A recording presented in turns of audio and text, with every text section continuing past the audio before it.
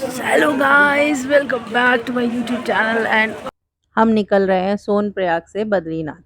और ये वैसे सीतापुर की पार्किंग है। सोनप्रयाग की पार्किंग से आगे आ गए हैं हम लोग, सोनप्रयाग से आगे। तो और केदारनाथ और बद्रीनाथ का जो डिस्टेंस है वो है 243 किलोमीटर। और इस वीडियो में मैं बताऊंगी आपको कि बद्रीनाथ बद्रीनाथ नाम कैसे पड़ा। तो ये जानने के लिए, उसकी कहानी जानने के लिए बने रहिएगा मेरे साथ मेरी वीडियो में। और रास्ते का भी मज़ा लीजिए। बहुत स्नोफॉल हम लोग को मिला था वहाँ पे, बहुत हम लोग ने एंजॉय किया स्नोफॉल देखिए, बहुत ही ज़्यादा स्नोफॉल था वहाँ पे। तो आप स्नोफॉल का मज़ा लीजिए।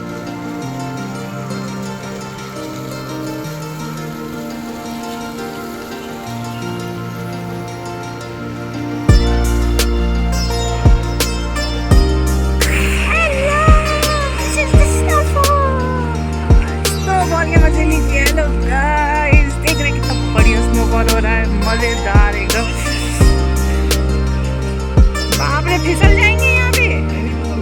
चप्पल पहनी हुई है मैंने। धीरे धीरे, कुछ नहीं होगा, डरो मत।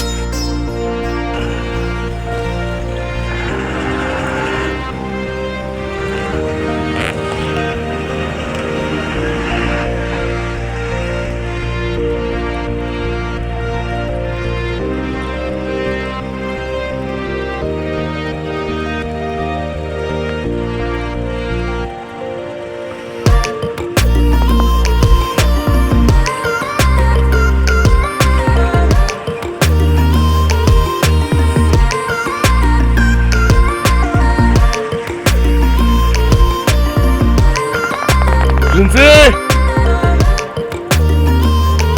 ठटका दो आंसू।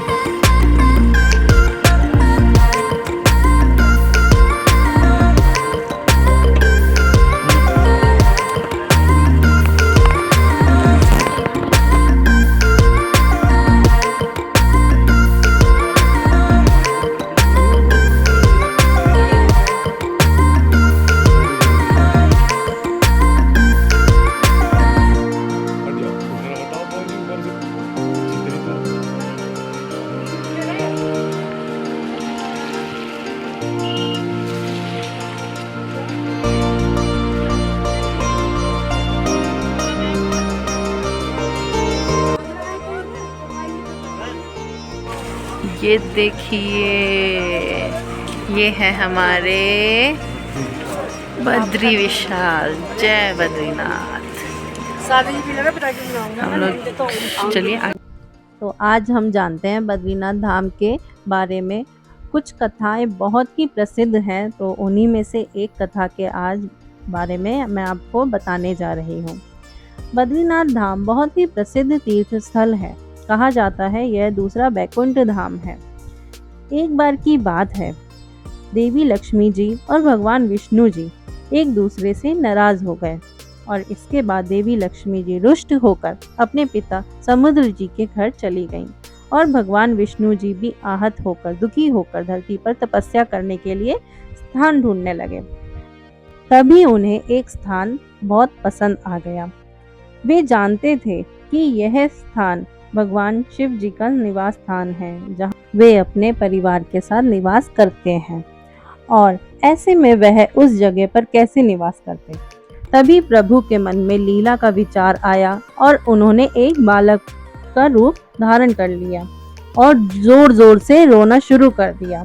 कुछ ही देर में माँ पार्वती की नजर उन पर पड़ी तो वह बालक को चुप कराने का प्रयास करने लगी, लेकिन वह तो चुप ही नहीं हो रहा था। इसके बाद माता उन्हें लेकर घर के अंदर जाने लगी।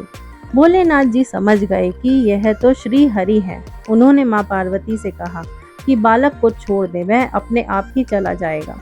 लेकिन माँ नहीं मानी और उन्हें सुलाने के लिए अंदर चली गईं।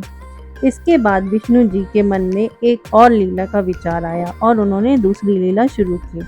उन्होंने घर के अंदर से दरवाज़ा बंद कर लिया।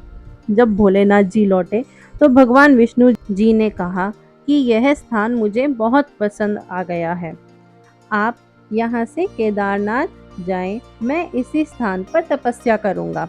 इस तरह शिव भूमि में भगवान विष्णु जी का निवास हो गया।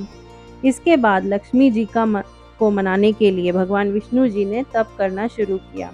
देवी लक्ष्मी जी की नाराजगी दूर हुई और वह भगवान जी को ढूंढते हुए इसी स्थान पर पहुंची। उन्होंने देखा कि श्री विष्णु जी बर्फ से ढके पहाड़ों के बीच तपस्या कर रहे हैं और उन पर बर्फ गिर रही है। देवी लक्ष्मी जी यह सब देखकर बहुत दुखी हुई और वे बद्री यानी बेर का पेड़ बन गईं, ताकि तप में लीन श्री हरि पर बर्फ न गिरे। वहीं जब श्री हरि का तप पूरा हुआ तो उन्होंने देवी लक्ष्मी जी को पेड़ के रूप में देखा। इससे श्री हरि बहुत खुश हुए और उन्होंने कहा कि इस स्थान को बद्रीनाथ धाम के नाम से जाना जाएगा। बद्री मतलब बेर का पेड़, जो लक्ष्मी जी का स्वरूप था, और नाथ मतलब नारायण, तो इससे बना बद्रीनाथ धाम। ये थी प्रसिद्ध कथाओं में से एक कथा। मैंने ये वाली सुनी है, आपने कौन सी वाली सुनी है? तो प्लीज़ कमेंट करके ज़रूर बताइएगा और ये ज़रूर बताइएगा कैसा लगा बद्रीनाथ धाम।